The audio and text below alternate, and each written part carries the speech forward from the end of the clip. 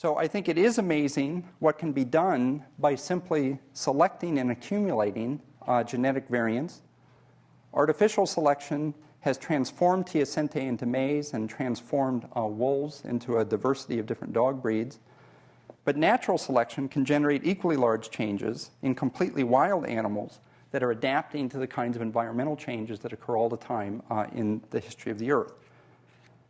So one of the conclusions of this sort of genetic work is that it doesn't take that long to generate really major changes in plants and animals.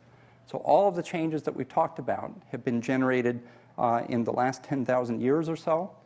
That's just a blink of the eye compared to the long geological eras that Sean summarized in the first lecture. So how can things go so fast?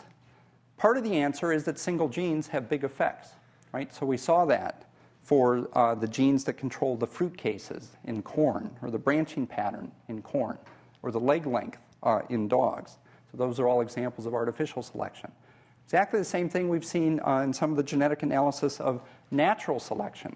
So major genes that control armor plate numbers or presence or absence of a hind fin, or in the case that Sean mentioned this morning, whether you're a black or a light-colored rock pocket mouse, another example of natural variation.